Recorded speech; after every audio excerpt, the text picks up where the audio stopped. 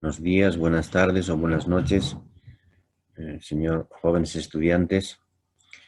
Vamos a desarrollar el- en el capítulo respiratorio lo que corresponde a la fisiología respiratorio del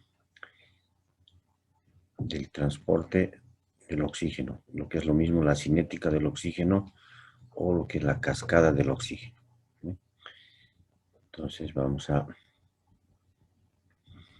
empezar con algunos conceptos fisiológicos que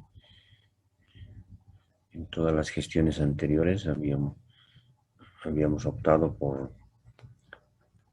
mm,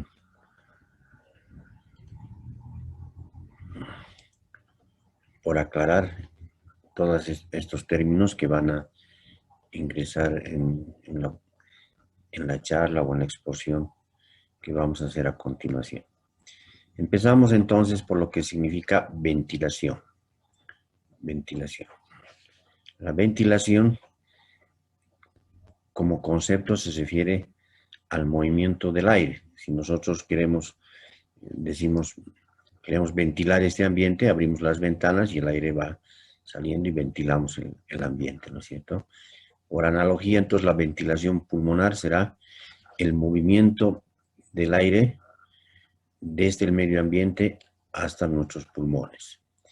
Y ese aire que contiene oxígeno, ese oxígeno debe ser llevado hasta la mitocondria, ¿no? Ustedes saben que a nivel de la mitocondria es donde se produce la glucólisis aeróbica o la respiración celular, con la consiguiente producción de ATP, y este ATP es el que utiliza nuestro organismo para la maquinaria metabólica de la célula, es decir, el ATP se utiliza para movilizar las bombas, ¿no? De sodio, potasio, calcio, etc. Cuando no hay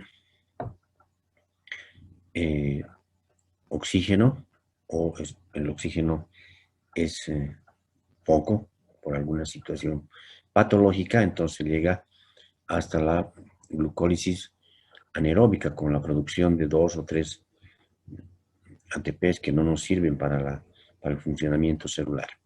Otro concepto que vamos a manejar constantemente, que vamos a hablar constantemente, es acerca de la hipoxia. La hipoxia se define como la dificultad de llegada de oxígeno a los tejidos y por consiguiente al cerebro, con la consiguiente, valga la redundancia, con la consiguiente sintomatología por la hipoxia. No nos olvidemos que el aumento de CO2 como consecuencia de la presión arterial de CO2, como consecuencia también de la hipoxia, puede llevar a un edema cerebral, ¿no? A una hipertensión endocraniana, coma y posterior muerte de la persona. Entonces, acá siempre les matizo con un ejemplo. Por ejemplo, cuando una persona hace un paro cardíaco, paro cardiorrespiratorio, y se realiza la reanimación cardiopulmonar, a partir del minuto que ha hecho, que se ha producido la parada cardiopulmonar, se contabiliza en tiempo. Y si la persona tarda, por ejemplo, 10 minutos en salir de ese estado de parada cardíaca, durante ese tiempo ha acumulado dióxido de carbono. Hay una fórmula que dice que por cada minuto de anoxia, se aumenta la presión arterial de CO2 en 6 milímetros de mercurio. Si tenemos en cuenta que la presión arterial de oxígeno, de dióxido de carbono, a nivel del mar es de 40 milímetros de mercurio y en la altura es de 30 milímetros de mercurio, entonces, si esa persona, repito, ha salido de la parada cardiorrespiratoria en 10 minutos, decimos 10 por 6, 60, más 40 que tenía de base, ha subido, ha aumentado después de la reanimación y la recuperación en 100 milímetros, lo que significa una hipercapnia. Acá nos falta el término de hipercapnia. Entonces, la hipercapnia de 100 milímetros de mercurio, imagínense, es altísimo y eso va a llevar a un edema. Por eso, en estas personas que recuperan después de una parada cardíaca, se debe llevar a un ventilador para hacer la terapia de protección cerebral. Otro concepto que vamos a manejar bastante es la hipoxemia. La hipoxemia es la disminución de la presión arterial de oxígeno. A nivel del mar, la presión arterial de oxígeno es de 95, vamos a explicar por qué es de 95 milímetros de mercurio, y en la altura es de 60 milímetros de mercurio. Poco más, poco menos. La gente del nivel del mar considera ya hipoxemia cuando la presión arterial está en menos de o en 60 milímetros de mercurio.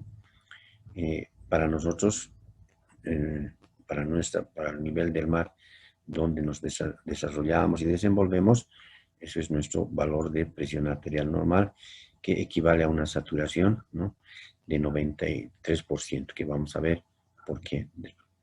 Es un concepto que siempre lo aclaro, la apnea. Alguna vez preguntamos en el examen y, bueno, no nos responden, pero para decir que es la respiración normal, porque todo lo que es NEA siempre tiene, NEA se refiere a lo que es la función pulmonar, ¿no? Hipopnea, hiperpnea, ¿no? La hiperventilación. La hiperventilación se refiere al aumento de la frecuencia respiratoria con la consiguiente disminución de la presión arterial de oxígeno. Acá también deberíamos poner el término de hipoventilación, que se refiere a la dificultad o disminución de la ventilación y con la consiguiente acumulación de la presión arterial de CO2. De CO2 está hablando. La hiperventilación hace que disminuya la presión arterial de CO2. La hipoventilación hace que aumente la presión arterial de CO2. Vamos a ver posteriormente qué repercusiones tienen estos dos trastornos de la ventilación. Cociente respiratorio. Se refiere a la relación que existe entre la excreción, ¿ya?, de CO2 por los tejidos y el consumo de oxígeno por los tejidos. Entonces,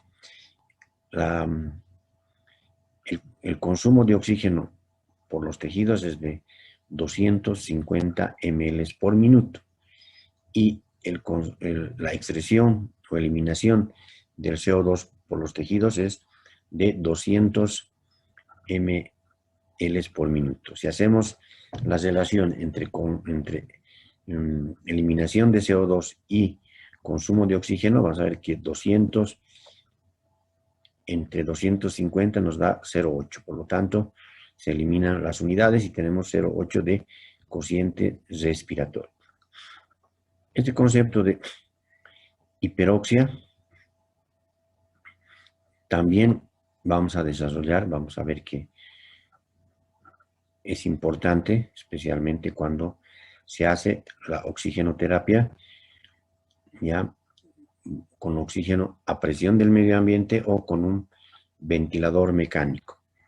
Entonces, no es nada más que esta oxigenoterapia con fracciones de inspiración, esta es la FiO2, fracciones de inspiración elevadas, mayores a 0,6 o lo que es lo mismo, mayor a 60% de oxigenoterapia, ya sea, como decíamos, con respirador o a presión del medio ambiente. Entonces, esos términos vamos a ir reiterando en el transcurso de la clase. Decíamos que cuando hay hipercapnia, ¿no? Cuando los valores de presión arterial de CO2 se elevan por encima de lo normal, dependiendo del grado de hipercapnia, del grado del trastorno y de la causa que lo produce, ¿ya? Una dificultad en la eliminación del CO2. Ustedes saben que durante la respiración se tiene que introducir oxígeno y durante la expiración se tiene que eliminar CO2.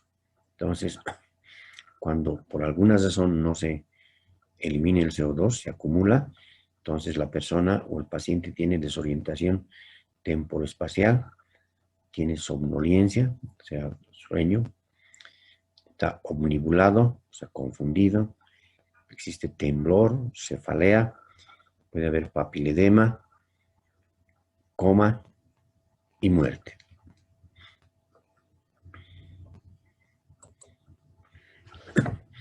La hipoxemia que nos va a llevar a la hipoxia, en principio se manifiesta con taquicardia, aumento de la frecuencia cardíaca, taquipnea, o sea, aumento de la frecuencia respiratoria, el paciente tiene ansiedad, sudoración profusa, ¿no? Confusión, cianosis o coloración azulada de la piel, especialmente de las mucosas, de los lechos unguiales, y se manifiesta también por hipertensión y al principio y después por hipotensión, vale decir, al principio sube la presión arterial y después baja la presión arterial. Al principio también había taquicardia y conforme se va agravando el grado de hipoxemia, el paciente presenta bradicardia. Puede hacer una crisis convulsiva porque al mismo tiempo va a retener CO2 y va a producir edema cerebral y puede hacer una crisis convulsiva por hipoxemia y por una hipoxia. Llegar al coma y finalmente, si no se atiende, puede llegar a la muerte. Decíamos que la relación entre la producción de CO2 y la ventilación alveolar se define por la ecuación de CO2 alveolar. Existe una relación inversa entre la presión parcial de CO2 en el alveolo y la ventilación alveolar, independientemente de la cantidad de CO2 expirado.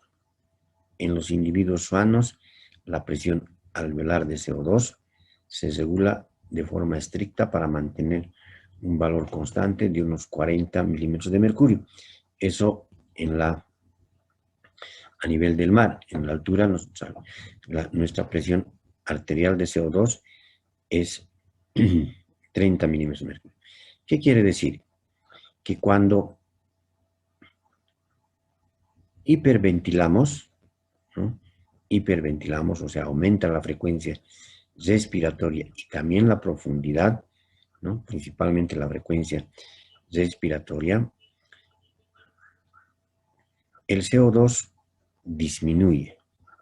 El CO2 disminuye porque acá dice, como dice el concepto, existe una relación inversamente proporcional.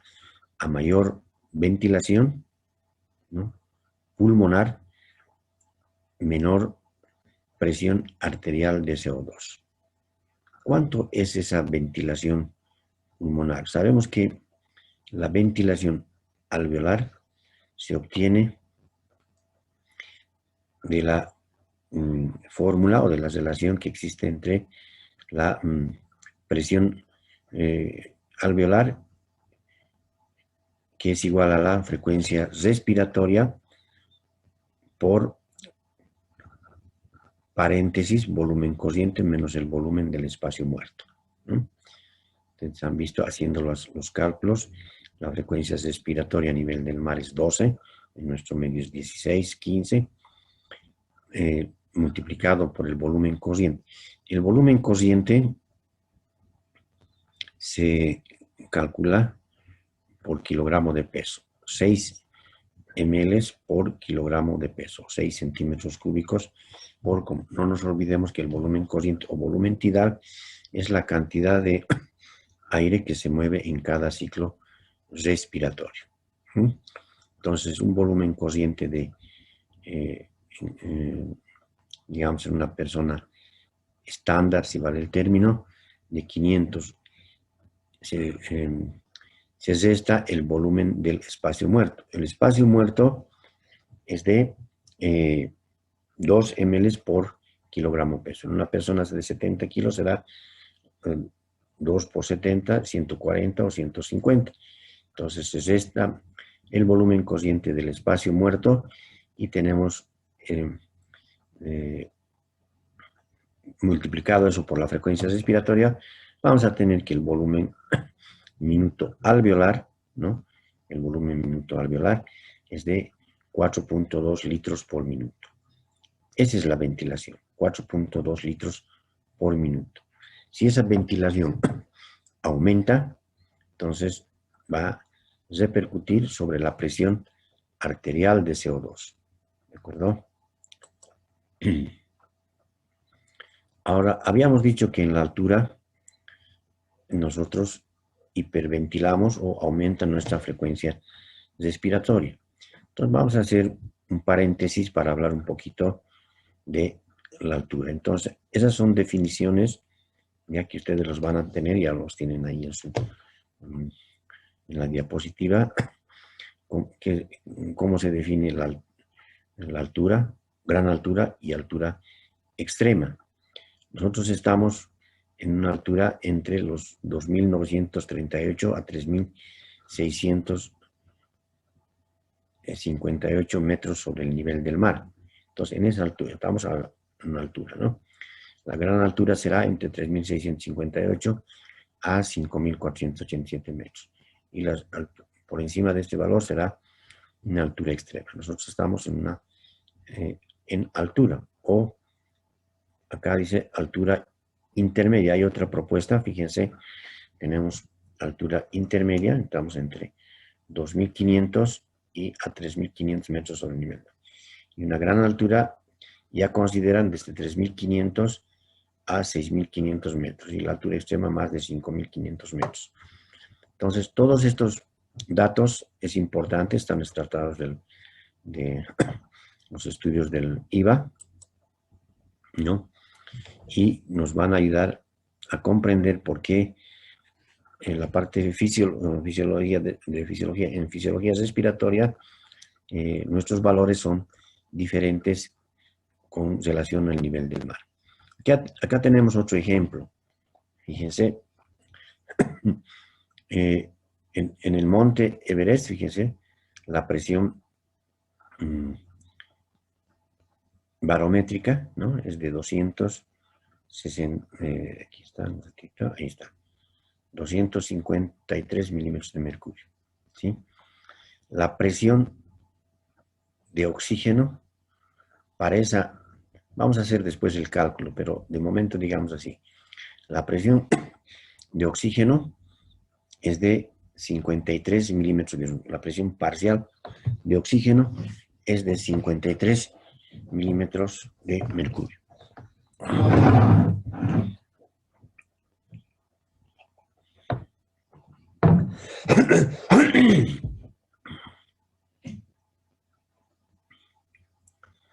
Acá tenemos en la cordillera de los Andes una presión barométrica de 380 milímetros de mercurio y una presión de oxígeno de 80 milímetros de mercurio. En todos los casos, fíjense, la fracción de inspiración del oxígeno es 0,21, 0,21, 0,21, 0,21, o lo que es lo mismo, 21%. A nivel del mar, la presión es 0, la fracción de inspiración es 0,21, la presión de oxígeno, vamos a ver cómo se calcula, es 160 milímetros de mercurio, y la presión barométrica es 760 milímetros de mercurio. Nosotros debemos estar por acá, con una presión barométrica de 500 milímetros de mercurio para una altura de 3.600 metros sobre el nivel del mar. Fíjense qué pasa cuando una persona sube del nivel del mar a la altura, cómo repercute en sus parámetros ventilatorios. Ahí está. Entonces, por eso dice efecto agudo. ¿Y qué parámetros ventilatorios se modifican? Disminuye la presión arterial de oxígeno y la saturación arterial de oxígeno. Disminuye, ¿sí? Vamos a ver después por qué se produce esa disminución. Lo que decíamos, la ventilación minuto, o sea, el volumen minuto respiratorio aumenta. Habíamos dicho que el volumen minuto respiratorio se calcula multiplicando el volumen cociente por la frecuencia respiratoria, ¿no? Y al aumentar la frecuencia respiratoria como efecto de la hipoxemia, entonces aumenta también el volumen minuto respiratorio por esa relación, volumen cociente por frecuencia respiratoria. Habíamos dicho que el dióxido de carbono disminuye, ¿no? Hay una hiperventilación, especialmente como efecto agudo en las personas que ascienden en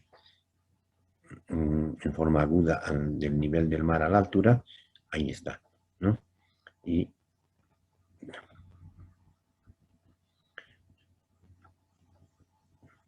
disminuye el dióxido de carbono, o sea, la presión arterial del dióxido de carbono. Disminuye también el consumo, o sea, la relación entre consumo y producción de CO2. Los volúmenes pulmonares aumentan, ya como una compensación entre la capacidad vital y el volumen residual. Y el resto de los parámetros, ¿no?, también se alteran con relación al nivel del mar. Dentro de la esfera cardiovascular, esta se produce, fíjense, aumenta la frecuencia, aumenta el débito cardíaco, la presión arterial, la resistencia vascular pulmonar y la producción de glóbulos rojos. Dentro de los síntomas neurológicos, signos dentro de los signos neurológicos, aumenta el flujo sanguíneo cerebral y la presión intracraneal. Eso es una reacción aguda temporal, ¿no? Para demostrar esta diapositiva, para demostrar dónde nos encontramos, ¿no? Aquí, más bien, ¿qué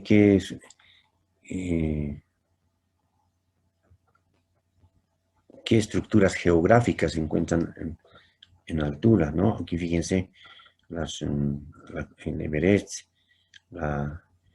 el Illampo, el Sajama, fíjense, están a 6.000, 6.500 metros en Bolivia, que tenemos nuestra cordillera, ¿sí? Y todas estas montañas tienen diferente altitud. Y nosotros tenemos el Huayna Potosí a 6.094 metros sobre el nivel del mar. Entonces,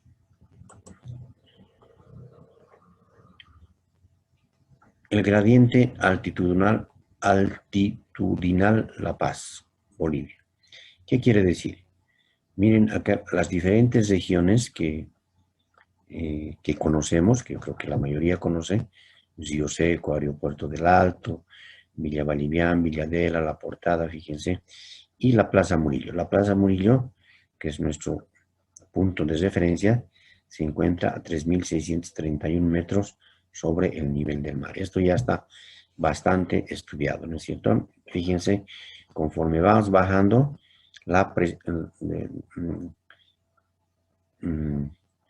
hacia la zona sur, digamos, Obrajes, Calacoto, Ipá, la Florida, fíjense, Mayasa, por ejemplo, está a 3.300 metros sobre el nivel del mar, y Valencia a 2.900 metros sobre el nivel del mar.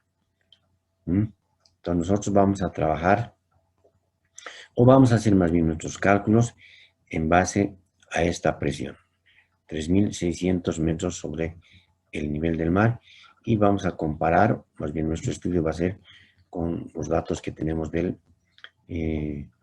nivel del mar, y en algunos vamos a comparar con los parámetros que tenemos en la altura, ¿de acuerdo? Ahí está. Y acá tenemos las ciudades de altura más importantes de Sudamérica, más de 2.500 metros sobre el nivel del mar. Acá tenemos en Bogotá, Colombia; Cochabamba, Bolivia; Quito, Ecuador; ¿ya? En Perú, en Colorado, en el Cusco, ahí está, ¿no? Y nosotros estamos acá, fíjense, el Alto a 4.000 metros, ¿no? Oruro a 3.709 y La Paz a 3.700 o a 3.600. Aquí lo han redondeado, es otro estudio donde dice 3.700. Sin embargo, habíamos visto que en la Plaza Murillo nosotros tenemos 3.600. Bueno, con ese dato vamos a trabajar para hacer nuestros cálculos de presiones.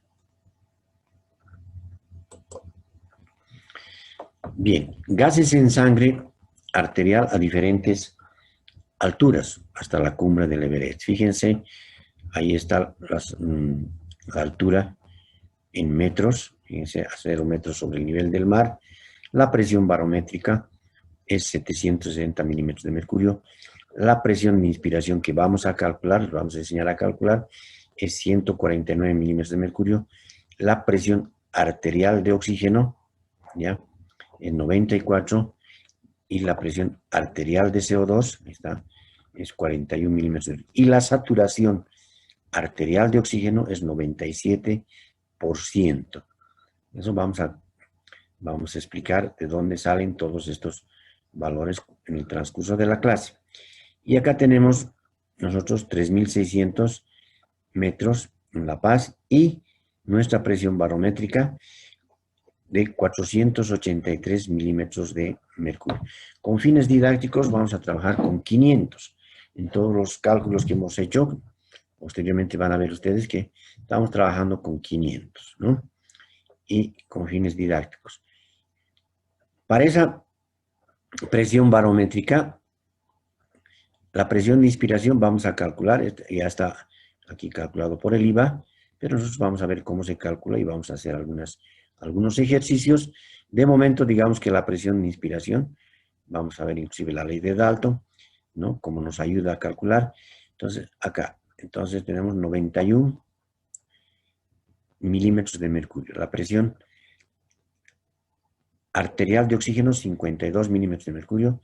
Lo que decíamos, la presión arterial de CO2, Como hiperventilamos, sacamos CO2 y tenemos una presión arterial de CO2, de anhídrido carbónico, de 35 milímetros de mercurio y una saturación, aquí dice 83, pero no es tanto así, ¿no? Porque inclusive hemos hecho, cuando dábamos clases presenciales, hemos medido con oxímetro de pulso, y si ustedes se miden en este momento, los que tienen oxímetro van a marcar alrededor de los 90% de saturación, 91, 92, 93, poco más, poco menos, o sea, hasta 88, 90, etc. Entonces vamos a ver cómo se calcula, ¿de acuerdo?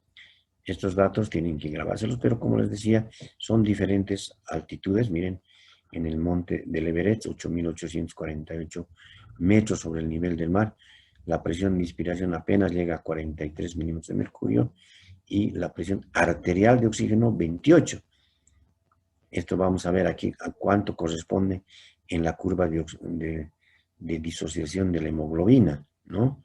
Y ahí tenemos la presión arterial de CO2 y la saturación, ¿no? La saturación 70%, quiere decir la unión del oxígeno con la hemoglobina, esa es la saturación. Entonces, después vamos a ver. Bueno, para seguir motivándonos con el estudio de la altura, vamos a ver que en la aclimatación, lo que habíamos dicho al principio, aumenta la frecuencia respiratoria, aumenta la frecuencia cardíaca, el débito cardíaco o gasto cardíaco, la hemoglobina gradualmente mejora la captación y transporte de oxígeno, es decir, hay un aumento de los niveles de hemoglobina, ¿no? Normalmente ustedes saben que a nivel del mar es 15 gramos por decilitro, y eso en una persona que se instala en la altura va a aumentar. Y existen algunas enzimas que facilitan la liberación de oxígeno, se refiere a la 2,3-DPG. Y acá un dato importante que vamos a verlo con detalle, que es la presión arterial pulmonar, se incrementa, ¿no? Y con el objeto de mejorar la distribución del flujo pulmonar. Eso vamos a ver en qué consiste la vasoconstricción pulmonar hipóxica, cuando veamos circulación pulmonar, pero tengan presente ese dato.